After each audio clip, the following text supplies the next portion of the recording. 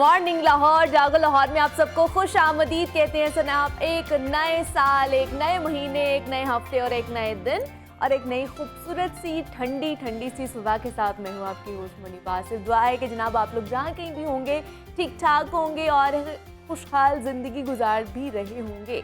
जनाब एक बार फिर साल के 365 दिन गुजर गए हैं और क्या खोया क्या पाया, ये सवाल हमारे सामने है कि अल्लाह ताला ने जब से ज़मीन और आसमान बनाए हैं ना, वक्त की तकसीम 12 महीनों की रखी गई है और सूरज हर रोज़ निकलता है, चांद हर रात तलू होता है और कैलेंडर की तारीख बदल जाती है। खुशी के लम्हात हो या फिर गम का अरसा हो, वक्त का काम है गुजर जाना और वो गुजर जाता है। हर बरस ऐसा ही होता है कि हम जायज़ा लेते हैं अपनी कामयाबियों का, अपनी नाकामियों का, मुकम्मल और नामुकम्मल अपने कामों का, कि मालिक की अता करदा ये ज़िंदगी हमारे लिए कितनी बड़ी नेमत है और कितनी बड़ी और कीमती चीज़ है। अक्सर देखने में ये आता है कि हमारे घर में जो ख़वातीन होती हैं ख़ास तौर पर, वो घर की थोड़ी सी तरतीब चेंज करती हैं, कुछ नया करके कोई तब्दीली लाने की हम लोग कोशिश करते हैं। लेकिन क्या ही अच्छा होता है कि हम सिर्फ घर की सेटिंग तब्दील करने के बजाय ना अपने आप में कुछ तब्दीलियाँ लेकर आए, जो कि ना सिर्फ अपने लिए तो हमारी अच्छी हैं बल्कि मुआशरे के लिए भी वो फ़ायदेमंद साबित हों। इंसान ना वक्त के हाथों कुछ ऐसा गिरफ्तार है कि मालूम ही नहीं पड़ता कि हर लम्हा कैसे माजी का हिस्सा बनता जा रहा है। अभी मतलब पिछले दिनों ही हम 2022 में थे, 2022 की बातें कर रहे थे और जनाब इसी तरह 2022 भी बीत गया और 2023 में हम आ गए हैं। आज उसका दूसरा दिन है। तो कितने दिन ऐसे ही बीत जाते हैं, कितने साल यूं ही बीत जाते हैं, लेकिन लगता है ऐसे जैसे अभी कल की ही बात है। और मुझे अच्छी तरह याद है कि जब हमने अपने प्रोग्राम में ख़ास तौर पर 2022 की आमद पर सेलिब्रेट उसको किया था, उसकी सेलिब्रेशन की थी, और वो बिल्कुल ऐसी मुझे लगता है कि जैसे कल ही की बात थी कि 2022 आया था। लेकिन देखें आज 2023 में हम दाखिल हो चुके हैं। तो इसलिए हमें कोशिश करनी चाहिए कि आज के दिन ख़ुद को हम बदलने का अज़्म करें ज़रूर, क्योंकि जितना भी हो सके ना लोगों के लिए आसानियाँ बांटें। और अगर किसी इदारे से आप लोग वाबस्ता हैं, किसी अहम ज़िम्मेदारी पर फायज़ हैं, तो उस इदारे की बेहतरी के लिए कुछ जो मनसूबाबंदी है वो ज़रूर करनी चाहिए। अपने से जो छोटे लोग हैं उनके लिए राहें हमवार करें, आसानियाँ ज़्यादा से ज़्यादा पैदा करें, क्योंकि अल्लाह के नबी सल्लल्लाहु अलैहि वसल्लम ने फरमाया कि तबाह हुआ वो शख्स जिसका आज उसके कल से बेहतर नहीं है। तो लिहाजा अपने आज को अपने बीते कल से हमने बेहतर बनाना है और जितनी भी गुज़श्ता नामुकम्मल काम है ना, उनका हमने इस साल में जायज़ा लेना है और उन्हें मुकम्मल करने के तरीके सोचने हैं। और हमें ये सोचना होगा कि हमारी जो ज़िंदगी है उसका एक साल कम हो गया है और एक साल की जो मोहलत है वो हमें कम मिलेगी। तो नया साल हमें नए मौक़े भी फ़राहम करता है कि हम सिराते मुस्तकीम पर आ जाएं। तो जनाब आइए अज़्म करते हैं कि हम अपनी दीनी और कौमी ज़िम्मेदारी समझेंगे और अपने आप से ये वादा करते हैं कि हमारी जो ज़ात है उससे किसी को नुकसान ना पहुँचे और हम अपने मुल्क के हालात बदलने के लिए दिलो जान से थोड़ी सी कोशिश करें। और हर साल सिर्फ हिंसे बदलते हैं, इस साल हमें कोशिश करनी चाहिए कि हमारे हालात भी बदले और ये हमारे अपने ही हाथ में है कि हिंसे बदलने हैं सिर्फ, ये हमने अपने हालात भी बदलने हैं। तो नया साल आ चुका है जनाब, हिंसा भी चेंज हो चुका है। तो अब हमने ये सोचना है कि इस साल हमारे हालात कैसे होने चाहिए, अच्छे होने चाहिए या जिस तरह हमने 2022 गुजार दिया है वैसा ही होना चाहिए ये साल भी। तो ये बड़ा डिपेंड करता है हमारी ज़ात के ऊपर, हमारी सोच के ऊपर। तो नया साल है, नए अज़्म के साथ नए साल का आगाज़ करते हैं और आप लोग भी ज़रूर इस हवाले से गौर व फ़िक्र कीजिएगा कि 2023 किस तरह का गुजरना चाहिए। अभी से उनके मोटिव्स के हवाले से, अभी से अपने गोल्स के हवाले से बात करना और कोशिश करना शुरू करेंगे, सोचना शुरू करेंगे, तभी हमारा ये साल अच्छा और बेहतरीन गुजरेगा। तो जनाब ये आज के साल की और नए साल की कुछ उम्मीदें थी, कुछ चीज़ें थी जो हमने आपके साथ शेयर की है। नए साल के आगाज़ में अहदाफ का तयन कितना ज़रूरी है और ये कैसे किया जाना चाहिए और इसकी राह में आने वाली जो रुकावटें हैं उसको कैसे हमने दूर करना है, इस पर आज हम बात करेंगे। हमारे साथ इस वक्त मौजूद हैं जनाब प्रोफेसर डॉक्टर जावेद इकबाल हैं, साबिक प्रिंसिपल कायदे आज़म मेडिकल कॉलेज, मोटिवेशनल स्पीकर हैं और लाइफ कोच भी हैं। अस्सलाम वालेकुम सर, कैसे हैं आप? ठीक ठाक हैं? जी वालेकुम अस्सलाम, बहुत बहुत शुक्रिया। सर, नया साल है और बहुत से नए अहदाफ होते हैं जो हमने नए साल में बांधने होते हैं। तो बताइएगा, नए साल का आगाज़ हो चुका है, आप क्या कहेंगे, क्या सजेस्ट करेंगे हमारे देखने वालों को कि नए साल के क्या अहदाफ होने चाहिए, किस तरह किस अज़म के साथ हमें नए साल का इस्तकबाल करना चाहिए? जी, बहुत बहुत शुक्रिया। देखिए, एक बात तो बड़ी अहम है कि ये हमने ना एक तक़सीम किया हुआ है वक्त को सालों में, महीनों में, अपनी सहूलत के लिए। अदरवाइज तो वक्त का जो ये पहिया है ना, ये तो मुसलसल घूमता रहता है। और ऐसा तो नहीं है कि ये एक चक्कर पूरा हुआ है तो एक साल है, ऐसा ये तो हमारी अपनी एक तक़सीम है। लिहाजा ये भी सही है कि याद दहानी के तौर पर हमें साल के शुरू में अपने कुछ अहदाफ रखने चाहिए। लेकिन मेरा तो ये ख्याल है कि हमें हर लम्हा, हर वक्त ही अपना जायजा लेते रहना चाहिए और रोजाना की बुनियाद पर ये देखना चाहिए कि मेरा आज का दिन कैसा गुजरा और इस दिन मैंने क्या गलतियां की, कौन सी चीजें मैं इम्प्रूव कर सकता था, कौन सी चीजें बेहतर हो सकती थी और आइंदा के लिए मैं कैसे अपने आप को इम्प्रूव करूं। लेकिन बहरहाल, जैसे आपने सवाल पूछा है, मैं ये सोचता हूं कि इंसान की जिंदगी के 4 एस्पेक्ट हैं। एक एस्पेक्ट उसका फिजिकल है, यानी उसके सेहत से मुताल्लिक है, एक उसकी जहानत से मुताल्लिक है, एक उसके इमोशन से बहुत मुताल्लिक है और एक उसकी स्पिरिचुअलिटी से मुताल्लिक है। लिहाजा अगर कोई फ्रेमवर्क बनाना हो तो मैं अपने लिए ये फ्रेमवर्क किस तरह से बनाऊंगा। मैं अपनी सेहत के सिलसिले में मैंने पिछले साल क्या क्या कोताहियां की, यानी खाने में मैंने क्या बदपरहेजियां की, एक्सरसाइज की कि नहीं की, और मैं प्रॉपर अपने टाइम को सही मैनेज कर सका कि नहीं कर सका, और अगले साल के लिए मैंने अपनी सेहत के लिए क्या क्या अहदाफ बनाने हैं। दूसरे दर्जे के ऊपर हमारी इंटेलेक्ट का ताल्लुक है। मैंने अपने इल्म में कितना इजाफा किया, मैंने कौन सी नई चीजें सीखी, मैंने कौन सी नए स्किल सीखे, नहीं सीखे तो अगले साल के लिए क्या सीखूंगा। एक बात मैं तमाम जो चैनल के लोग मुझसे पूछते हैं, मैं ये कहता हूँ कि हमारे यहाँ पूरी दुनिया में इस बात की कोई मिसाल नहीं है कि एक किताब है जो दुनिया में सबसे ज्यादा पढ़ी जाती है और वो किताब दुनिया में सबसे ज्यादा ऐसी किताब है जिसको सबसे कम समझा जाता है और उस किताब का नाम कुरान करीम है। तो अगले साल का ये हदफ बनाए एक कि अगले साल में मैं इंशाल्लाह एक दफा तो कुरान को समझ के पढ़ूंगा। कम से कम इस साल के अंदर ये एक हदफ बना लें कि मैं एक दफा इसको पढ़ूंगा और समझूंगा। और इसी तरह हमारी इमोशनैलिटी है, उसमें हम देखना चाहिए मैं कितने रिश्तों को संभाल सका, कितने रिश्ते मैंने बिगाड़ दिए, कितने लोगों से मेरे ताल्लुकात खराब हुए। तो लिहाजा मैं नए साल के शुरू में जिनसे मेरे झगड़े थे, जिनसे मेरी लड़ाइयाँ थी, जिनसे नाचाकियाँ थी, मैं उनसे माफी मांग लूंगा और मैं अपना सारे मामला को सीधे करके इमोशनली अपने आप को फ्री करूंगा। और आखिरी बात यह है, जिसको हम स्पिरिचुअलिटी कहते हैं, इससे मुराद ये है कि मेरी जिंदगी का कोई मकसद है या बगैर मकसद में जिंदगी गुजार रहा हूँ। तो अपने जिंदगी के मकसद का तयन करना, वो मैं आपकी जिंदगी का मकसद या अपनी जिंदगी का मकसद, ये सारे के सारे यूनिक है, किसी के लिए अलग से कोई बताया नहीं जा सकता। हर शख्स को अपना जायजा लेकर ये देखना बहुत जरूरी है कि उसकी जिंदगी किसी मकसद के तहत गुजर रही है या सिर्फ रोटी कमाना, खाना पीना, बच्चे पालना, रोजमर्रा की मामूलात में वक्त गुजार उसको जाने में गुजर रही है। तो इन तमाम चीजों का मेरे ख्याल में ये 4 बड़े अच्छे फ्रेमवर्क हैं, हमारी फिजिकलिटी, इंटेलेक्ट, इमोशनैलिटी और स्पिरिचुअलिटी। इन चारों में ग्रोथ के कोई ना कोई प्रोग्राम बना लेना चाहिए। बिल्कुल ऐसे ही इन चारों का अहाता करना चाहिए और जायज़ा लेना चाहिए कि पिछले साल में क्या कमी थी और नए साल में हमने एंटर होते ही क्या क्या करना है। अच्छा, जिस तरह सर आपने इमोशनली फ्रेम की बात की है, तो बहुत से लोग हैं जैसे नया साल आता है तो एक दूसरे से माफ़ी मांगना शुरू कर देते हैं, मैसेजेस आते हैं हमें माफ़ कर दो, पिछले साल हमने अगर ऐसा कुछ भी किया, आपका दिल दुखाया। लेकिन वो एक ही दिन सिर्फ होता है, अगले दिन से उनका रवैया दोबारा से वैसा ही होना शुरू हो जाता है। तो उनके बारे में क्या कहेंगे, अपने रवैयों में चेंजिंग्स किस तरह लेकर आए? जी बिल्कुल, ये तो मैंने जैसे शुरू में अर्ज किया था ना, ये तो अपने आप को लम्हा ब लम्हा काबू करने की जरूरत है। आदमी शऊर तौर पर जितना बड़ा होना शुरू होता है उतना अपनी जिंदगी को छोटे छोटे सेगमेंट्स में डिवाइड करना शुरू कर देता है।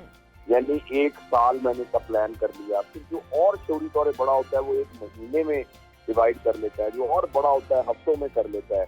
और हमारे जो बुजुर्ग हैं जिनको अल्लाह ताला रूहानियत के दर्जे पर पहुंचाता है, वो ये कहते हैं कि जो दम गाफिल सो दम काफिल। यानी मतलब ये कि अपनी जिंदगी को सांसों में क्रिएट कर ले। दम का मतलब है सांस। जो दम गाफिल, यानी जो मेरा सांस गफलत की हालत में आया, उसका मतलब है मैं उसी लम्हे काफिर हो गया। तो असल तो ये है कि हमारा एक एक सांस हमारे मुहाफे के यानी अंदर हो और फिर हमारे अपने शूरी कंट्रोल के अंदर हो। लेकिन बहरहाल हम दुनिया के हिसाब से कमजोर लोग हैं, तो हम कम अज कम इस तरीके से अपना की बुनियाद पर अपना गुरूओं को जायजा लें, मुहासबा करें। और उसकी बड़ी सिंपल सा तरीका ये कि रात को ईशा की नमाज के बाद या सोने से पहले 15-20 मिनट हम खामोशी से बैठ के देख लें कि पूरा दिन आज मेरा कैसा गुजरा। हम जैसे फिल्म को रिवाइंड करते हैं ना, तो फिर मैं यहाँ गया, फिर फलां से मेरा झगड़ा हुआ, फलां से लड़ाई हुई, फलां से जो कुछ भी हुआ उस सारे को एक तहम्मुल से देख लिया जाए और उसके बाद फिर उसको रिव्यू किया जाए कि आइंदा के लिए यही हालात हुए तो फिर मेरा रिएक्शन कैसा होगा। अच्छा डॉक्टर साहब, बहुत से ऐसे भी लोग होते हैं कि कोई नया दिन होता है, नया साल, मतलब कितने साल बीत चुके होते हैं, लेकिन उनकी जो विजन होती है उसमें क्लैरिटी नहीं आती है, साला साल वो उसी तरह बैठे रहते हैं। तो मतलब वो दूसरों की हेल्प के मुंतज़िर रहते हैं कि कोई हमें कोई मशवरा दे दे, कोई काम के हवाले से बता दे तभी हम कर सकते हैं। मतलब उनके अपने गोल्स जो हैं वो क्लियर नहीं हो पाते हैं। तो उस हवाले से बताइएगा वो किस तरह एक गोल सेटिंग करें कि उनकी जो विजन है, उनके जो गोल हैं वो क्लैरिटी के साथ आगे बढ़े। देखिए, असल में हम अपने दुनिया में जितने हम बाहर के अवामिल हैं, हम उन सबको चेंज करना चाहते हैं। मेरे बीवी बच्चे चेंज हो जाएं, दफ्तर के अफसर चेंज हो जाएं, मेरे मुलाजिम चेंज हो जाए, जो है वो ठीक हो जाएं, इंतजाम। लेकिन जो सबसे अहम है इस सारे में वो तो मैं अपना आप है ना। तो ये जो आपने बात की है ना, मुझे असल में इस बात की जरूरत का एहसास ही नहीं होता कि मेरे लिए सबसे अहम चीज मैं बदलूं। अगर मैं ही बदल तो मुझे कोई फर्क नहीं पड़ेगा। लिहाजा सबसे पहले इस रियलाइजेशन की जरूरत है और बदकिस्मती से बहुत कम लोगों को इस बात की रियलाइजेशन होती है। तो अगर ये रियलाइजेशन हो जाए कि मुझे तब्दील होना है, तो फिर उसके लिए हम जराए भी ढूंढ लेते हैं, मेंटल भी ढूंढ लेते हैं, बड़ों से मशवरा भी कर लेते हैं, खुद गौर व फौज भी कर लेते हैं। तो ये सब कुछ हम कर लेते हैं। ये जानना बहुत जरूरी है, इनका अपना चेंज होना बहुत जरूरी है। एग्जैक्टली, अपनी क्लैरिटी होना बहुत ज़्यादा ज़रूरी है। अच्छा डॉक्टर साहब, बहुत से लोगों के लिए जो 2022 है वो बहुत बुरा भी गुजरा होगा, बहुत से लोगों के लिए 2022 अच्छा भी गुजरा है। इमोशनली लोग बहुत ज़्यादा डिस्टर्ब भी रहे हैं 2022 में, मईशत के हवाले से बेरोज़गार बहुत ज़्यादा लोग हुए हैं। तो अभी नया साल भी आया होगा, लेकिन वो डिप्रेशन और एंजाइटी का शिकार ही होंगे अपने कारोबार को लेके, अपनी मईशत के हवाले से। तो वो नए साल में दाखिल हो चुके हैं, लेकिन वही प्रॉब्लम्स, वही सारी चीज़ें पुरानी लेकर दाखिल हुए हैं। तो उनके लिए क्या सजेस्ट करेंगे आप? देखिए, एक बात समझना बहुत जरूरी है कि दुनिया में कुछ भी नामुमकिन नहीं है। कुछ भी नामुमकिन नहीं है। सिर्फ ये है कि आप नबी नहीं बन सकते, इसके अलावा कुछ बनना चाहें आप वो बन सकते। और अगर हम वो नहीं बन पा रहे तो अपनी कैपेसिटी को इम्प्रूव करने की जरूरत है और तहम्मुल से बैठ के इसकी स्ट्रेटेजी को दोबारा। अगर कोई शख्स 70 साल की उम्र में चाहता है कि वो केटू पे चढ़े, तो ये 70 साल का होना उसके लिए रुकावट नहीं है। 70 साल में केटू को सर किया हुआ।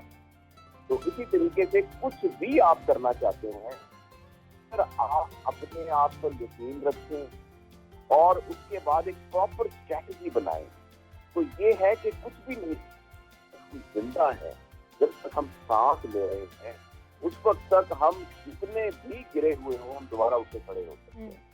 बात का पूरा यकीन हमें रखना चाहिए। हाँ, उसके लिए सही दुरुस्त सम्त में जाना, उसके लिए मशवरा भी किया जा सकता है, कंसल्टेंसी भी दी जा सकती है, उससे मैंने कहा प्रोपोज भी किया जा सकता है। और एक चीज जो मैं आखिर में बताना चाहता हूँ वो ये है कि दुआ की ताकत को कभी अंडर एस्टिमेट नहीं करना चाहिए। दुआ जो है वो बहुत बड़ी ताकत है। उसके जरिए से बंदा अपने आप से समझ सकता है, अपने आप को अपने हमारे पैदा करने वाले अल्लाह वाला से भी हवाले करता है। तो इसलिए दुआ भी करनी चाहिए, अपने आमाल करना चाहिए और स्ट्रैटेजी बनानी चाहिए और याद रखना चाहिए कि कोई चीज नामुमकिन नहीं है। और दूसरा, एक तो अपनी शख्सियत पर हम लोगों ने काम करना है, उस हवाले से भी आप हमें बताइए कि दूसरे मुआशरे की तकमील के लिए हमें किस तरह के मकासद रखने चाहिए नए साल में। जी बिल्कुल, ये तो हमारा इंसान होना मतलब ही ये है कि मेरी जिंदगी सिर्फ मेरे अपने लिए नहीं है। इंसान के अलावा जितने भी जानदार हैं, उसकी जिंदगी सिर्फ वो खुद ही है। उन्होंने अपना ही ख्याल रखना है, अपना ही खाना पीना है, और या थोड़े से वक्त के लिए जो उनकी जिंदगी हैं तो उनको उन्होंने थोड़ा सा एक उनकी हिफाजत का बंदोबस्त करना है, फिर बड़ी जल्दी वो अपने बच्चों को ऑटोनोमस कर देते हैं। जैसे इंसान का इंसान होना तो यही है कि वो लार्जर देन लाइफ हो, जिंदगी हो, उसका अपना आप भी और उसका अमल भी। तो लिहाजा अगर कोई शख्स सिर्फ अपनी जिंदगी गुजार रहा है अपनी अपनी लिए, तो वो तो एक्चुअली एक हैवानी सतह पर जिंदगी गुजारना है। इंसान की इंसानी सतह पर जिंदगी गुजारने का मतलब ही है कि उसकी जिंदगी से और लोग फायदा हो रहे उठा रहे, औरों से मुराद उसके अलावा और इंसान और जानदार और उसका माहौल, जो फितरत और माहौल है, उसमें भी उसका कंट्रीब्यूट करना उसके इंसान होने की निशानी है। इसमें आपको अपनी अंडरएस्टिमेट नहीं करना चाहिए। हमारा मकाम बहसीयत इंसान बहुत बड़ा है, और जिसका बड़ा मुकाम होता है उसकी बड़ी जिम्मेदारी भी होती है। ये सब हमारी जिम्मेदारी में आते हैं।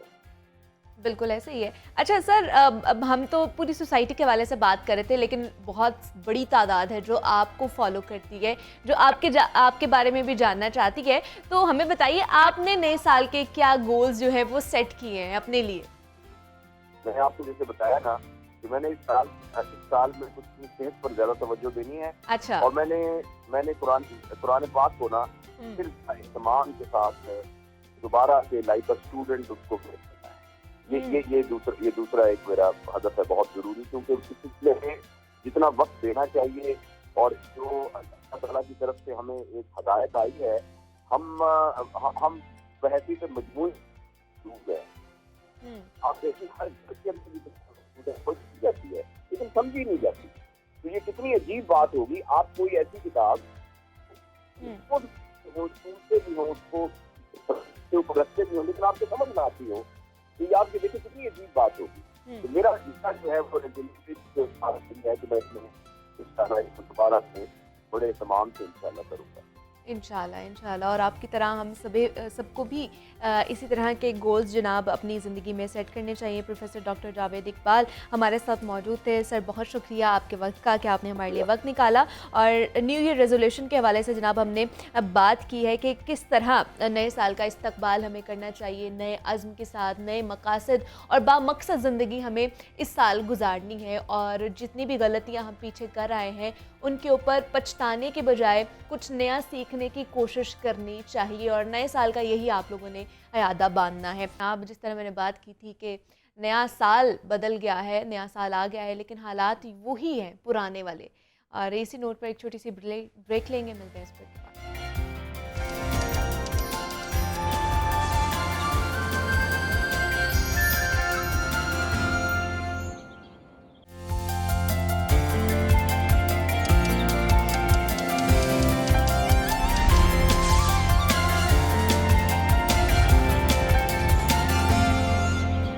वेलकम बैक टू जागो लाहौर। जनाब, ब्रेक से वापस आ चुके हैं और सेगमेंट है हमारा लाहौर की दुनिया, जिसमें हम लाहौर और लाहौरियों के मसाइल डिस्कस करते हैं। और जनाब, शहर लाहौर की जो जैसे जैसे आबादी बढ़ती जा रही है ना, वैसे वैसे इस शहर के मसाइल भी बढ़ते जा रहे हैं। ज़िले इंतज़ामिया इन मसाइल पर काबू पाने की कोशिश तो करती है, लेकिन महदूद वसाइल की वजह से उन मसाइल का मुकम्मल खात्मा नहीं हो पाता है, और जिसकी वजह से गिरा फरोशी, नाजायज़ मुनाफाखोरी, कब्ज़ा माफियाज, पार्किंग माफियाज अपनी अपनी इस्तिताअत के मुताबिक शहरियों का जीना मुहाल करते रहते हैं।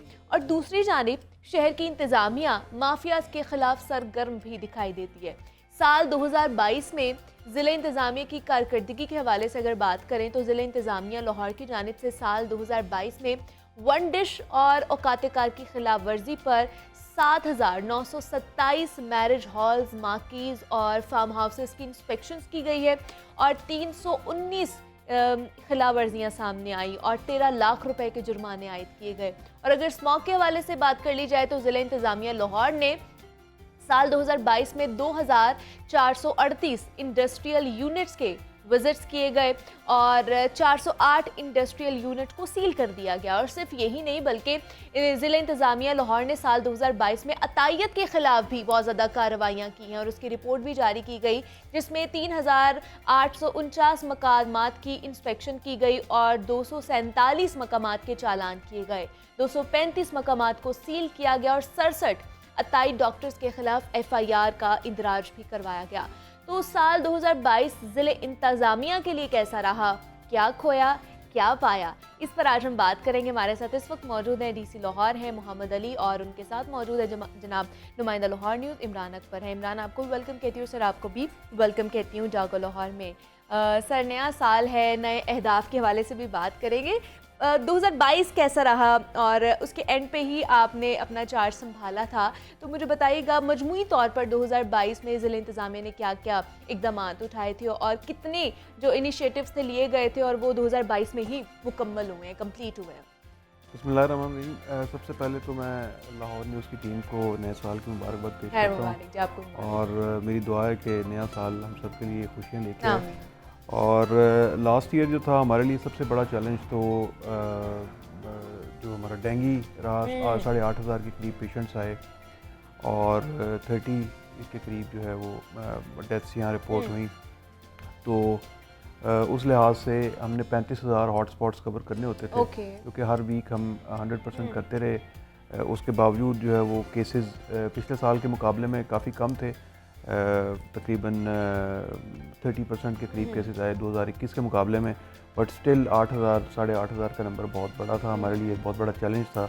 इसके अलावा मैंने अगस्त में तकरीबन ज्वाइन किया, तो उसके बाद स्मॉग का सीज़न स्टार्ट हो जाता है।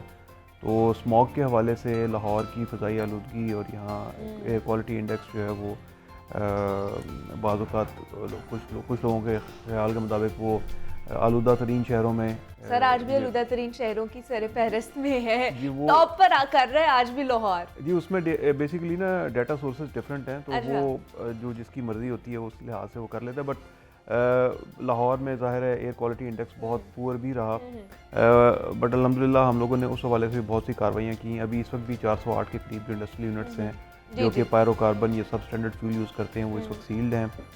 हमारे जो पायरोलिसिस प्लांट्स थे यहाँ पर 24 वो हमने डिसफंक्शनल कर दिए थे, मगर अभी हमें 2 दिन पहले इतला मिली है कि उनमें से कुछ जो हैं वो दोबारा से स्टार्ट कर रहे हैं। तो उनके खिलाफ भी हमने एक दिन में एक्शन प्लान किया हुआ है और वो हमारी इतला के मुताबिक रात में जब ज़रा डेंस हो जाती है फॉग, उस वक्त वो काम शुरू करते हैं और सुबह तक चलते हैं। सो बट उनके अगेंस्ट भी हम ले रहे हैं। तो ये जो हमारी कार्रवाइयाँ थी इनकी वजह से मैं समझता हूँ कि रिलेटिव टर्म्स में हमारा एयर क्वालिटी इंडेक्स अल्हम्दुलिल्लाह इस दफ़ा काफ़ी बेहतर रहा। और इवन हमारी नवंबर और दिसंबर तक भी मोटरवे वगैरह या लाहौर में जो एंट्री थी उस तरीके से वो रोकनी नहीं पड़ी। उसके साथ बाकी आपने जो डाटा दिया ये मार्किस के हवाले से या जो हमारी एंटी क्वैकरी कैंपेन होती है, चूँकि हमारे ज़ाहिर है लिमिटेड नंबर ऑफ ऑफिसर्स हैं और हमारे पास रिसोर्सेज इतने ज़्यादा हैं नहीं, तो इस वजह से मैं समझता हूँ कि इसमें मज़ीद बेहतरी लाई जा सकती है। और अभी चूँकि शादियों का सीज़न चल रहा है, तो इसमें सबसे ज़्यादा बुनियादी तौर पे तो अहम किरदार हमारे जो लोग शादी का इवेंट अटेंड कर रहे होते हैं या जो होस्ट होते हैं उनको एहसास ज़िम्मेदारी होना चाहिए, ताकि हमें बीच में इंटरवीन करना ही ना पड़े। एक ज़माने में लाहौर में वाकई 10 बजे तमाम शादी हॉल्स बंद हो जाते थे। तो अब ये है कि उसमें थोड़ी सी हमें मज़ीद सख्ती करने की ज़रूरत है और हम कर भी रहे हैं। पिछले एक हफ़्ते के दौरान हमने इसमें काफ़ी सख्ती की है। तो ये जो 319 का नंबर आप बता रही हैं, इसमें अब नंबर काफ़ी बढ़ जी इजाफा हो गया नंबर में, बट ये कि स्टिल मैं ये समझता हूँ कि हमें मज़ीद इस पर थोड़ी सी सख्ती करने की ज़रूरत है, इक़दामात अभी भी उठाने की ज़रूरत है। नए साल के अहदाफ के हवाले से भी बात करेंगे, लेकिन अभी इमरान की तरफ चलते हैं और उनसे जानते हैं। बड़ा खुश हो रहे थे और मुस्कुरा रहे थे, क्या है मुझे बताइएगा 2022 में किस तरह की कारकर्दगी रही? आपसे तो वक्तन फ़वक्तन हम पूछते रहते थे कि ज़िला इंतज़ामिया क्या कर रहा है, क्या कारकर्दगी रही है, तो क्या आप एनालिसिस देंगे हमें 2022 का? देखिए जी, इस हालात में मुनीबा आप कह रही हैं क्या मुस्कुराए ना, मुस्कुराने तो दें, बस यही तो रह गई है। बाकी सब कुछ मुस्कुराहट के साथ नए साल का आगाज़ आज दूसरा दिन है। हाँ जी। और डिप्टी कमिश्नर साहब का बहुत शुक्रिया अदा करते हैं कि इन्होंने एक बड़ी अर्जेंट मीटिंग में जाना था बोर्ड ऑफ रेवेन्यू में। तो रात को जब मैसेज आया तो मैंने कहा सर लाइव प्रोग्राम है तो आपको आना पड़ेगा, क्योंकि हमारे पास इस वक्त दूसरा जो हमने मेहमान बुलाना होता है तो उसमें हमें प्रॉब्लम आएगी और आपका इवेंट चल रहा है लाइव प्रोग्राम। अच्छा, ये डीसी लाहौर जो है, मैं पहले भी आपको बता चुका हूँ, इन्होंने मॉनिटरिंग जो है उसको असम्बल करना होता है। इस तरह एक CPU नहीं होता, जी जी, सेंट्रल प्रोसेसिंग यूनिट, उसको संभल करना है। इन्होंने 5 तहसीलों के असिस्टेंट कमिश्नर्स को, नीचे तमाम लोगों की ड्यूटीज़ को तफवीज़ करना होता है, मुतहरिक करना होता है, रोज़ाना मीटिंग्स करनी होती हैं, उनकी रिपोर्ट लेनी होती हैं, चाहे वो डेंगू के हवाले से हो, चाहे वो स्मोक के हवाले से हो, चाहे वो वन डिश की खिलाफवर्जी के हवाले से हो, चाहे वो जुडिशल कमीशन के अहकामात के हवाले से रात को 10 बजे मार्केट्स बंद कराने के हवाले से हो। अब ये जो इवेंट्स हैं ये वक्तन फ़वक्तन चेंज हो जाते हैं। जिस तरह ये 15 जनवरी तक ऑर्डर है आपके शादी हॉल का नहीं, जो रात को 10 बजे मार्केट्स तमाम दुकानें बंद करवाने के हवाले से, रेस्टोरेंट्स बंद कराने के हवाले से, इसको बढ़ाते हैं या नहीं बढ़ाते, ये बात की बात है, क्या फ़ैसला होता है क्या नहीं है। जैसे ये इवेंट ख़त्म होगा तो फिर अगला इवेंट कुछ और आ जाएगा। अच्छा, वो ख़त्म होगा तो उसके बाद रमज़ान आ जाएगा, रमज़ान ख़त्म होगा तो छोटी ईद ख़त्म होनी है तो बड़ी ईद आ जाएगी। ये इवेंट सारा साल चलने हैं, मगर इसमें महदूद वसाइल है। देखिए, इनका काम ऑटोज पे होना चाहिए। देखें, इनके पास पूरा सिस्टम है। देखिए, हम इनको नहीं बल्कि इनके बारे में कहा जाता है कि मेरे शहर है। देखिए, शहर इनका है, इन्होंने जहाँ पे खड़े होना है कानून वहीं से शुरू हो जाना है। ठीक है, तो मकसद ये कहने का है कि वो वसाइल नहीं है जो वसाइल इनके पास होने चाहिए थे। डीसी ऑफिस में बाकायदा जो है मैकेनिज़्म होना चाहिए, मॉनिटरिंग तमाम सेल होना चाहिए, और वो सेल के ज़रिए आजकल जितने भी कौमें हैं, जितने भी डिपार्टमेंट हैं, बड़े डिपार्टमेंट्स हैं पाकिस्तान में, तो मुझे नहीं पता कि किस तरह से सिस्टम चल रहा होगा, मगर बाहर के मुल्कों में डिपार्टमेंट जो हैं वो सोर्स के ऊपर चलते हैं। आपका सोर्स जितना मजबूत होता है, कंटेंट जितना मजबूत होता है, आप उससे आगे जाते हैं, सोचने का मौका मिल जाता है। जैसे ही फ़र्ज़ करते हैं एक लिबर्टी मार्केट है, लिबर्टी चौक है, मीनार पाकिस्तान है, शादरा चौक है, दाखिली खारजी रास्तों के इनके पास इनडोर आउटडोर वहाँ पे जूम कैमरे होने चाहिए, जो इनका पूरा मॉनिटरिंग सेल जो है उसको वॉच करे कि इस वक्त जो है यहाँ पे शहरियों को किस तरह से मॉनिटर किया जा रहा है। इनकी अपनी रिपोर्ट भी तो जाती है ना, स्पेशल ब्रांच के साथ साथ इनकी रिपोर्ट भी जाती है डिस्ट्रिक्ट इंतजामिया की। अब ये पूरा साल जो है छापे बज रहे हैं, सारा कुछ हो रहा है, क्रैकडाउन करना है, क्योंकि लोगों को रिलीफ नहीं देना। सुबह सुबह सब्ज़ी फल चेक नहीं करना, क्या मार्केट्स में नहीं जाना, सब्ज़ी मार्केट्स में नहीं जाना, तमाम लोगों की ड्यूटीज़ हैं ये। मगर मकसद ये है कि क्रैकडाउन हो गया, पैसे आ गए, रेवेन्यू जमा हो गया, फिर मैं ये कहूँगा कि इनके पास जब तक वसाइल नहीं होंगे तब तक ये बस इसी तरह चलता रहेगा। पूछ लेते हैं डीसी साहब से, सर मसाइल तो बहुत ज़्यादा है शहर लाहौर के, लेकिन वसाइल क्यों कम है, क्यों महदूद वसाइल है आपके पास? ये देखिए, इसमें तो बेसिकली अगेन इकॉनमी पे बात आ जाती है कि अगर माशी हालात जो हैं वो या इकॉनमी आपकी बेहतर परफॉर्म कर रही होगी तो डेफिनेटली आप रिसोर्सेज भी जो है वो उस तरीके से ज़्यादा दे सकते हैं। अब पिछले साल में मैं समझता हूँ, जहाँ मैंने डेंगू का और बाकी चीज़ों का जिक्र किया, इन्फ्लेशन या जो हमारी महंगाई थी वो एक बहुत बड़ा चैलेंज रहा। और ख़ास तौर पे अगर आप रोटी की कीमत देखें तो 10 रुपये से वो 14 रुपये तक गई। नान जो है वो हमने 22 रुपये तक नोटिफाई किया, बट ये लास्ट वीक में जो है वो मज़ीद इसकी रोटी और नान की कीमत में इजाफा। तो एक गरीब आदमी के नुक्ता नज़र से अगर देखा जाए तो ज़ाहिर है ये एक बहुत बड़ा चैलेंजिंग हमारे लिए साल था। वैसे तो एक इंटरनेशनल फिनोमेना भी है, दुनिया के बाकी मुल्कों में भी इस तरीके से ख़ास तौर पे फूड इन्फ्लेशन जो है उसमें काफ़ी इजाफा हुआ है। तो ये हमारे लिए ज़िला इंतज़ामिया लाहौर के लिए भी एक बहुत बड़ा चैलेंज रहा, और हमने इस पर बहुत सारे जुर्माने और गिरफ्तारियाँ और दुकानों को सील भी किया। बट स्टिल मैं समझता हूँ कि ये महंगाई जो है हमारे लिए एक बहुत बड़ा चैलेंज रहा, और अगले साल भी मेरे ख्याल शायद हमें इससे ज़्यादा मुश्किल हालात जो है वो उसका सामना करना पड़ सकता है। बेशक बेशक। लेकिन जब तक आपको इशारा दे दिया डी साहब ने कि और ज़्यादा रोटी भी महंगी होनी, जारी बात है तंदूर वाली क्या करेगा, वो तंदूर बंद कर देगा अगर ये नहीं मानेंगे तो। देखिए, वो कहता है कि मैंने वहाँ पे जो वर्कर है उसको सैलरी देनी है, बिजली सुई गैस का टैरिफ बढ़ चुका है, आटा मैदा मुझे महंगा मिल रहा है। देखिए, आपका आटा 2022 में 39 रुपये 50 पैसे से 80 रुपये फ़ी किलो, और इस वक्त ओपन मार्केट में 105-110 रुपये किलो। यानी कि आपका जो 1295 का 20 किलो आटे का थैला है वो 1400 से 1600 रुपये तक गया हुआ है। आपकी निजी मार्केट में जो गंदम है, निजी गंदम जिसे प्राइवेट गंदम कहते हैं, वो 4300 से 4400 तक गई हुई है। आपकी सरकारी रेट जो है गंदम का वो 2300 रुपये है। अब आपका ये देखिए, जैसे ही क्रॉप आनी है, क्रॉप सीजन आ रहा है रमज़ान में ही, यानी कि आपका मार्च अप्रैल क्रॉप सीजन होता है, इसमें आपकी गंदम 3000 रुपये पे जा रही है 2300 से। यानी कि आपका 2022 के शुरू में इस गंदम का रेट 1400 रुपये था, जो आपके 2023 के अप्रैल में 3000 रुपये पे पहुंच जाएगा। मतलब जो रमजान में और ज़्यादा महंगी मिलेगी हालिया ये किसानों के लिए एक अच्छा फैसला होगा, क्योंकि इमदादी कीमत है, इमदादी कीमत में किसान को ज़रा मार्जिन मिल जाएगा। मगर आप मैं तमाम लोग सफ़र होंगे और इनकी मॉनिटरिंग जितनी तेज़ होगी, लोग एहतजाज करेंगे इनके गेट के आगे आकर कि हम क्या करें। हमारी दुकान पे गाहक आता है, वो कहता है जी 14 रुपये की रोटी, 22 रुपये का नान, हमें 35 रुपये का नान करने की इजाज़त दी जाए, हमारा गोश्त महंगा किया जाए। दालों वाले आ जाएंगे जी डॉलर तो है नहीं, हमारे कंटेनर कराची में फंसे हुए हैं, हम LC खोल दें। यानी कि इस वक्त तो इकनॉमिकल जहाँ पे इन्फ्लेशन मसला पड़ा हुआ है, ये तमाम तर जो प्रेशर आता है वो एडमिनिस्ट्रेशन के ऊपर होता है। मगर फिर वही बात आ जाती है, महदूद वसाइल है, इनके पास वैसी चीज़ें नहीं है जिसके लिए ये रिलीफ जो है ना उसके लिए तेज़ी से काम हो सके। जिस तरह एक मोबाइल है, मोबाइल उठाया आपने, एक व्हाट्सएप कर दिया, 5 के 5 तस्वीरों में मैसेज चला गया, इनके व्हाट्सएप ग्रुप, मुख्तलिफ व्हाट्सएप ग्रुप बने हुए हैं। इसी तरह इनके पास अपना भी एक मैकेनिज्म होना चाहिए, जिसके लिए एक मीडिया वॉल होनी चाहिए। इनके पास है मगर उसमें वो चीज़ें नहीं है, क्योंकि पैसे नहीं है, फंड्स नहीं है। फंड्स होंगे तो सारे काम होंगे। ठीक, अच्छा, इस पे तो डीसी साहब भी हंस गए हैं कि वो पैसे नहीं है और वसाइल नहीं है। अच्छा डीसी साहब, गंदम के हवाले से क्या मसाइल है? मतलब आटा नहीं मिल रहा मार्केट में, क्यों नहीं इस पर काबू पाया जा रहा है? ये बहरान तो बहुत ज़्यादा बढ़ता जा रहा है। ये इसमें अभी 2300 रुपये जो अपना सरकारी हमारी कीमत है उसको 3000 रुपये करने की वाकई प्रपोजल जो है वो प्रॉब्ली नेक्स्ट जो कैबिनेट की मीटिंग है उसमें पेश की जाएगी। अच्छा, तो जाहिर है अगर ये कीमत बढ़ती है तो उसका इम्पैक्ट फिर मार्केट में भी आएगा। और बाकी जो फ़ाइन आटा होता है उसकी कीमत में पिछले 10-15 दिन में काफ़ी इजाफा हुआ है, जिसकी वजह से हमारे पास जो इनकी 9 एसोसिएशन है वो आए थे वो लोग। तो हमने उनको कहा था कि जब तक गवर्नमेंट की तरफ से कोई फ़ैसला नहीं होता उस वक्त तक आप इसी रेट पे इसको सेल करें, रोटी 14 रुपये की और नान 22 रुपये का। बट ये है कि उस पर हम बहुत ज़्यादा सख्ती नहीं कर रहे, चूँकि ज़ाहिर हम जो उनकी प्राइसेस का तयन करते हैं वो जो जिस कीमत पे उनको आटा मिल रहा होता है वो भी हमें देखनी होती है।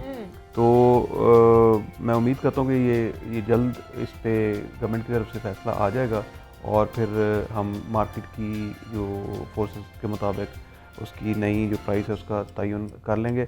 बट स्टिल हमें कीमत तो बढ़ानी पड़ेगी रोटी की, मगर उतनी नहीं बढ़ाएंगे जितनी इस वक्त मार्केट में डिमांड कर रहे हैं। हम कोशिश करेंगे कि 2-3 रुपए बढ़ा के जो है वो रोटी जो है वो एक आम आदमी की पहुंच से बाहर ना जाए। उनका मौक़िफ़ ये है कि हमें बिजली नहीं मिल रही, हमें गैस नहीं मिल रहा, हमें आटा नहीं मिल रहा, तो हम तो 25 से कम तो बिल्कुल भी नहीं करेंगे, जिस तरह हमें इमरान ने भी बताया। अच्छा, शादी हॉल्स के हवाले से हम जिस तरह बात कर रहे थे और एक नया एक्ट भी आया है कि डॉक्टर लाजमी होना चाहिए या मेडिकल स्टाफ वहाँ पर लाजमी होना चाहिए और बिल्डिंग में भी होना चाहिए। ये क्या कानून आप लेकर आए हैं जिसके ऊपर निफाज होने जा रहा है? जी, इसमें डिस्ट्रिक्ट इमरजेंसी बोर्ड होता है और इसमें बेसिकली इसका मकसद ये है कि किसी भी इमरजेंसी की सिचुएशन से डिस्ट्रिक्ट में नबर्द आज़मा होने के लिए हमारे पास रिसोर्सेज होने चाहिए। तो उसमें हम मेडिकल इमरजेंसी किट या फर्स्ट एड किट हमने लाजमी करार दी है। वहाँ डॉक्टर का होना ज़रूरी नहीं है, कोई टेक्नीशियन या कोई वहाँ पर ट्रेंड आदमी भी ये काम कर सकता है। तो अगर आप कहीं ये शादी हॉल वगैरह या ये जहाँ पर क्लस्टर्स बने हुए होते हैं इसके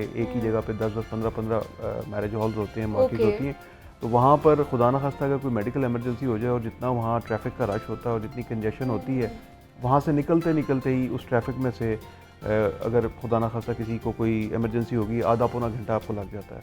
और वहाँ से हॉस्पिटल तक जाते जाते ज़ाहिर है अगर वो इमरजेंसी है तो घंटा डेढ़ भी लग सकता है। तो इसलिए जो फर्स्ट एड की जो भी चीज़ है या CPR वगैरह या कोई इस टाइप की चीज़ वो हम हमारी रेस्क्यू 1122 की टीम्स जो हैं उनको ट्रेन भी कर देंगी। अच्छा।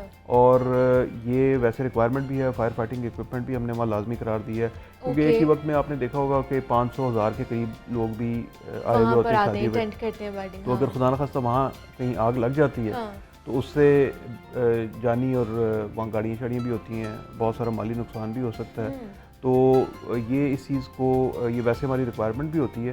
तो हमने देखा कि किसी भी हमें इसमें मैरिज हॉल में फायर फाइटिंग इक्विपमेंट या जो बेसिक मेडिकल किट है वो वहाँ मौजूद नहीं थी, तो उसको हमने लाजमी करार दिया। वो थोड़ा सा शायद लोगों ने समझा कि जी हर जगह डॉक्टर होगा, वो ऑब्वियसली मुमकिन नहीं है। बट जो बेसिक आपकी इसमें मेडिकल रिलीफ के लिए जो इक्विपमेंट होता है वो ला और देंगे। जो लोग इसको इंश्योर नहीं करेंगे तो क्या जुर्माना होगा उनको जी, या उसमें कानून में हमारे पास जुर्माना भी है हाँ। और फिर हम उनको सील भी कर सकते हैं, ये दोनों अच्छा, चीज़ें। जी। वो मार्केज यहाँ पे वो शादी हॉल्स को। अच्छा, आपको इमरान क्या लगता है ये जो नया एक्ट लेकर आए, जो कानून है ऑलरेडी था लेकिन उसके ऊपर इम्प्लीमेंटेशन होने जा रही है, तो कितना नफाज हो पाएगा इन चीज़ों के ऊपर, और क्या शादी हॉल्स वाले और बाकी सारे इस चीज़ को इंश्योर बनाएंगे? देखिए डिसी लाहौर ये आपको बता रहे हैं कि 14-15 मार्केट्स जहाँ पे होंगी, हाँ, जाहिर बात है वहाँ पे वो इकट्ठा होकर वो अपना इक्विपमेंट वगैरह भी करवा लें, कि कोई बड़ी बात नहीं है, आप इंश्योर करें।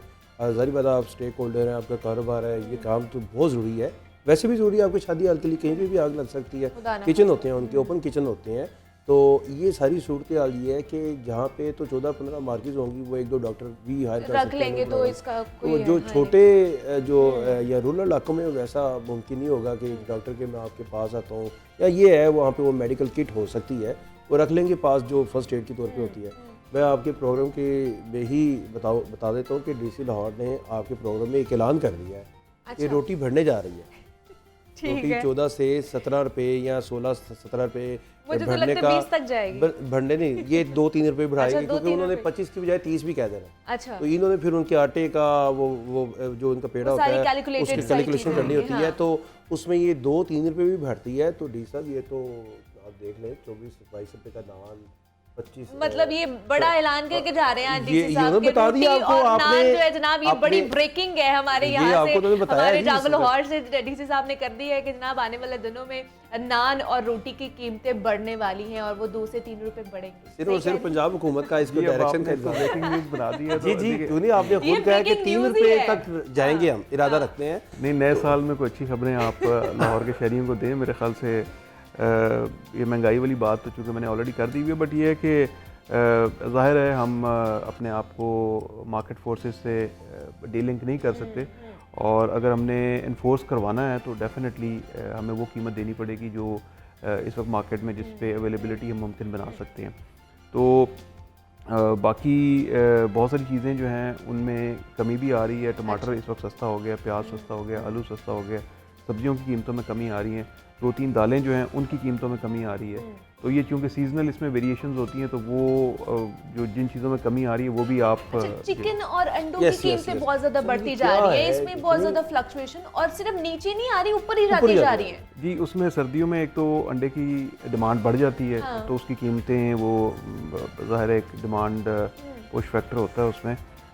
साथ जो चिकन है वो शादियों का सीज़न चल रहा है, वहाँ उस लिहाज से उधर से भी डिमांड उसकी बढ़ गई है। अच्छा। तो ये मेरे ख्याल से डिमांड थोड़ी इस पे प्रेशर है, तो जिस वजह से कीमतें बढ़ रही हैं, और ये मेरे ख्याल थोड़े कोई महीने डेढ़ बाद खुद नॉर्मल उस पर आ जाती होती हैं। बाकी महंगाई जनरली है तो सही, तो उसका भी थोड़ा सा इम्पैक्ट इसमें शामिल हो जाता है। तो बाकी ये ऐसी चीज़ें हैं कि इनकी सप्लाई ज़ाहिर है लिमिटेड होती है, तो हम उस पर बहुत ज़्यादा अगर सख्ती करना शुरू करें, जो हम नोटिफाई करते हैं प्राइस उसको तो हम इंश्योर करा रहे होते हैं, बट चिकन की प्राइस रोज़ाना की बुनियाद पे जो मार्केट ऐसा डीसी लाहौर मौजूद है। सर, बहुत शुक्रिया आपके वक्त का कि आप यहाँ पर आए, और इमरान अकबर ने भी हमें ज्वाइन किया था। इमरान, आपका भी बेहद शुक्रिया। यहाँ पे एक छोटी सी ब्रेक लेंगे जनाब, मिलते हैं इस ब्रेक के बाद।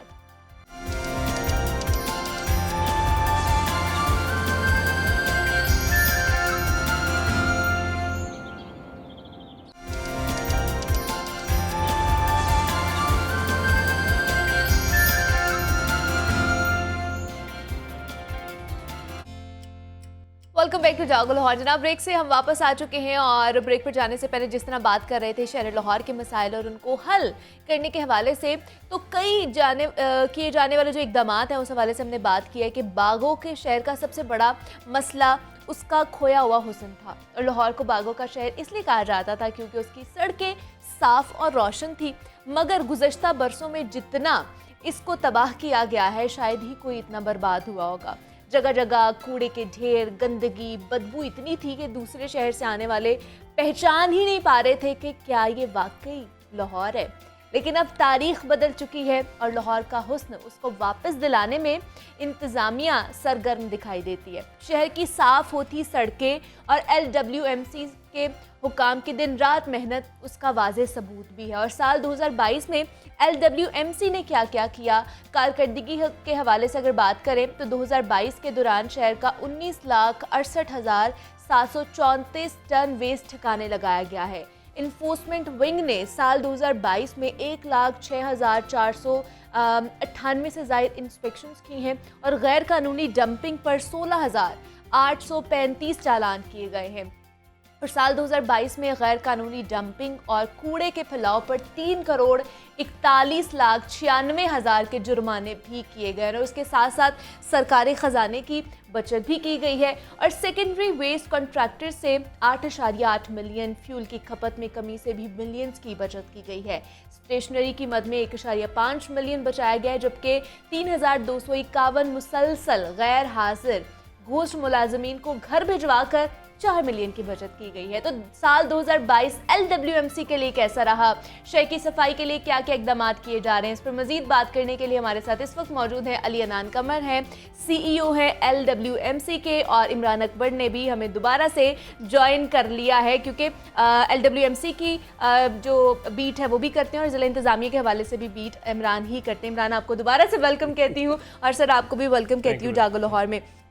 सर, नया साल है और नए साल के अहदाफ भी आप लोगों ने ज़रूर रोड मैप तैयार कर लिया होगा। सबसे पहले मुझे बताइए 2022 कैसा रहा ख़ासतौर पर LWMC के लिए? मैडम, जैसे आपने स्टार्ट में बताया कि लाहौर की जो इम्प्रेशन था वो खासा ख़राब था, बिल्कुल सफाई के हवाले से। तो LWMC जब से मैंने ज्वाइन किया तो हमारी कोशिश ये थी कि उस इम्प्रेशन को दोबारा ठीक किया जाए। ठीक है। और आपने कुछ हमारे अचीवमेंट्स भी बताई इस साल की। तो कोशिश ये है कि जब आप देखें ना, अब आप किसी जगह आती हैं या कोई मैनेजमेंट संभालती हैं तो आप एक जनरल एनालिसिस करते हैं कि क्या क्या चीज़ें कम हैं या क्या क्या बेहतर की जा सकती हैं। तो जब मैं आया तो हमने ये देखा कि एक तो गोस्ट मुलाजमीन का बहुत बड़ा इशू था, मशीनरी का, उनकी विजिबिलिटी, उनकी फंक्शनैलिटी को इम्प्रूव करना एक इशू था, लीकेज थी बहुत ज़्यादा, फ्रेश थी जहाँ जगह जगह पे चीज़ें आगे पीछे, उसको कंट्रोल करना था। और जनरल जो था एक स्टाफ को मोटिवेट करना था कि वो निकलें बाहर और काम करें, क्योंकि मुश्किल महीने थे, खासकर दिसंबर, सर्दी भी, धुंध भी होती है, छुट्टियां भी होती हैं। तो हमने कोशिश की कि इन 4-5 एलिमेंट्स को सामने रख के या इनफैक्ट इस पे काम किया जाए, जिसके ऊपर हमने सबसे पहले गोस्ट मुलाजमीन को टारगेट किया। जो नहीं थे, क्योंकि एक बोझ था कंपनी के ऊपर, सैलरी ली जाती है, वो कम की, ख़त्म की, कुछ निकाले, कुछ अभी मज़ीद आगे दिनों में निकालेंगे। मशीनरी को बेहतर किया जाए, गाड़ी चल रही है नज़र नहीं आ रही क्योंकि उसकी लाइटें काम नहीं कर रही, रात को चलती थी, लाइटें नज़र नहीं आती थी। तो छोटे छोटे स्टेप्स थे जिससे ये कि आपको रात के टाइम भी गाड़ी हमारी रोड पे नज़र आएगी, रोड धोते हुए नज़र आएगी।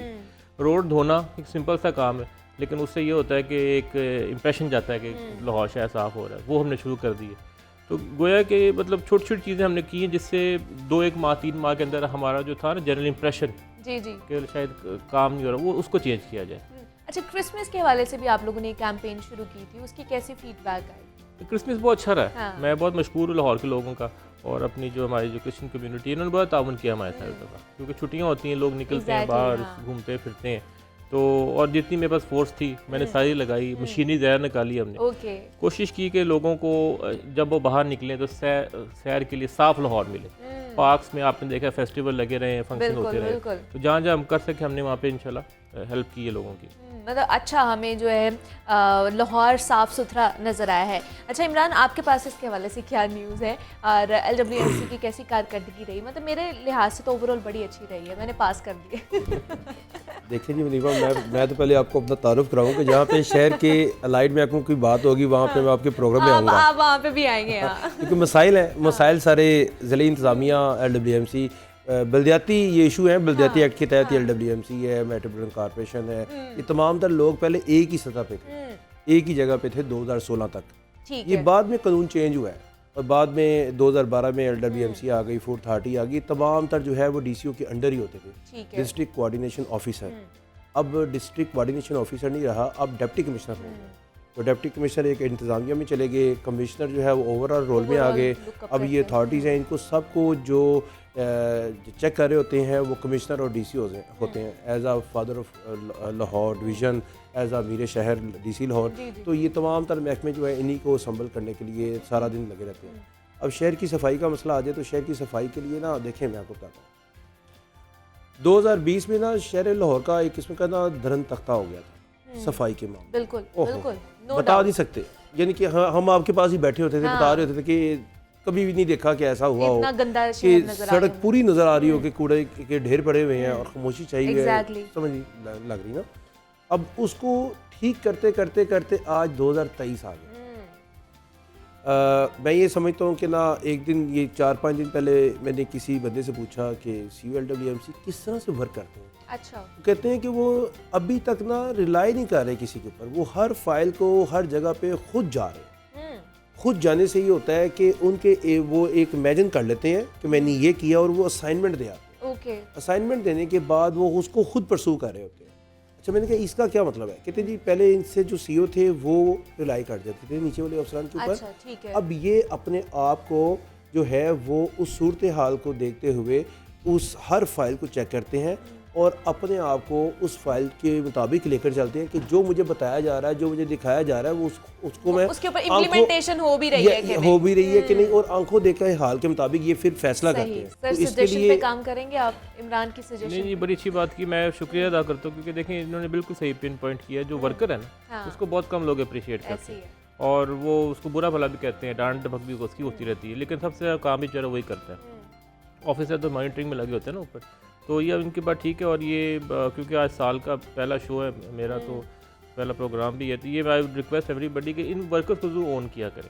देखिए आप ये गली महल्ले में साफ़ करते हैं, इसको कोई खाने की चीज़ दे दी, कोई चाय का कप पिला दी, सर्दी होती है सुबह के टाइम, नेकी का काम भी है और ये इसका दिल इतना बड़ा हो जाएगा, वो काम भी करेगा। मैं सर ये कहूँगा कि ओए बाले फला ये कहने की बजाय भाईजान कह देंगे तो क्या फ़र्क पड़ जाएगा? ये आप स्लोगन ही निकाल दें अपने LWMC के भाईजान कहा जाए सेंट्रल वर्कर्स को, ताकि उनको एक आपकी जो मोटिवेशन लेवल है वो ज़्यादा बढ़ जाता है। बाले इधर आ, चारू मार, ये सर ये तो ये रवैया जो है, रवैयों से तो इंसान ख़राब हो जाता है उसी वक्त। ये मैडम बड़ी आपने अच्छा पॉइंट रेज किया है डिस्कशन का। देखें बाज़ का आप ईद की नमाज़ पढ़ने जाते हैं तो मस्जिद के साथ एक पुलिस वाला खड़ा होता है और उसको कोई बेचारे को नहीं पूछ रहा होता, उसका दिल भी दुखता है। इस तरह मेरे वर्कर हैं, जब वो सफाई कर रहे होते हैं, साइड पे खड़े होते हैं, बजाय उनको अप्रिशिएट करने के लोग कहते हैं यार तुम ये देखिए, ये भी नहीं किया, वो भी नहीं किया, तो वो एक चीज़ है जो कि आई एम वेरी हैप्पी कि आज रेज हुआ है और बड़ा जेन्युइन पॉइंट है। जेन्युइन पॉइंट है क्योंकि वर्कर को आप जितनी इज्जत देंगे, उसका जितना रिगार्ड करेंगे, उतना वो अच्छा काम करेगा। एग्जैक्टली। और हमारे लिए वो काम कर रहे होते हैं, हमने वो कूड़ा फैलाया होता है, हमने वो गंद डाला होता है जो वो लोग उठा रहे होते हैं और वो अपनी जिम्मेदारी। एग्जैक्टली। आप ईदों पे देख लें, आप बड़ी ईद पर देख लें कि वो इतनी ज्यादा जो अलाइशें होती हैं वो उठा के वो लोग डंप कर रहे होते हैं। जरा सा भी नहीं होता कि यार हम हाथ से उठा रहे हैं कूड़ा, और दिल में तो आता ही है ना। नए साल में हमने आज़्म करना है और ये अयादा करना है हम लोगों ने कि जनाब ये जो जितने भी वर्कर्स होते हैं ना, इनका हमने ख्याल रखना है, इनके साथ जो रवैया है वो हमने बेहतर करना है। अच्छा सर, डंपिंग साइट्स के हवाले से मैं बताइए कि नए साल में इस हवाले से भी कोई इनिशिएटिव लिया जाएगा? जी मैडम देखें, आप क्योंकि अब नया साल शुरू हो गया तो हमने LWMC को कोशिश करी अवेयरनेस फैलाने की। मतलब मैसेज स्केल पे हम चाहते हैं कि लाहौर के लोगों को ये पता चल जाए कि जो कूड़ा है ना वो सिर्फ बाहर फेंकना ही हल नहीं है, या अपना घर साफ करना ही मसले का हल नहीं है, आपने गली मोहल्ले का शहर का ख्याल भी करना है। और मैं 4 से 5 हज़ार टन डेली उठा रहा हूँ जो कि मान जाए कि डंप हो रहा है, कहीं नहीं जा रहा, तो ये बहुत ज़रूरी है कि लाहौर के लोग सेग्रीगेशन ऑफ वेस्ट पे काम शुरू करें। और सेग्रीगेशन सिंपल सा कॉन्सेप्ट है, किचन वेस्ट अलग करें, ड्राई वेस्ट अलग करें, ख़तरनाक जो शीशा, बैटरी शैटरी, पैम्पर उसको अलग इकट्ठा करना शुरू करें। मैंने इस सिलसिले में हमने LWMC ने जगह जगह पे मुख्तलिफ जगहों पे लाहौर शहर में 3 कलर्स की बिन्स भी रखवा दी। उसके लिए हमारा ताउन करें। हम स्कूल एजुकेशन में जाना चाहते हैं, हम कॉलेज में जा रहे हैं, हम पब्लिक जो सोशल मीडिया उस पर जा रहे हैं ताकि लोगों में अवेयरनेस फैले। और नए साल की हमारी कोशिश भी है, टारगेट भी है, अगर हम 1 साल 2 साल इस पे कामयाब हो गए तो जो लाहौर का कूड़ा फेंकने का जो रुझान है, जो ट्रेंड है, वो चेंज हो जाएगा और उसी से आपका कूड़ा कम होता है। उठाना तो कोई मसला नहीं, उठा तो हम रही है, लेकिन वो किस तरह फेंका जाता है उसको सेग्रीगेट किया जाए, क्योंकि जो ग्रीन वेस्ट मिलेगा उसकी मैं कंपोस्ट बना लूँगा। जो प्लास्टिक शीशा इकट्ठा होगा उसको हम सेग्रीगेट करके बेच लेते हैं, उससे फिर इनकम आ जाती है। और जो बाकी थोड़ा बहुत बचता है पैम्पर या गंदी चीज़ जो कि जिसको कोई हल नहीं निकलता, उसको हम डंप करें। आज के लिए जनाब बस इतना ही, मुझे अब आपने इजाज़त देनी है। अली अनान कमर साहब हमारे साथ मौजूद थे, CEO LWMC है। इमरान अकबर ने भी हमें ज्वाइन किया था। सर आपका भी बेहद शुक्रिया और इमरान आपका भी बेहद शुक्रिया। मुझे इजाज़त दीजिए, अपना बहुत सारा ख्याल रखिएगा। कल आपसे मुलाकात होगी, तब तक के लिए अल्लाह हाफ़िज़।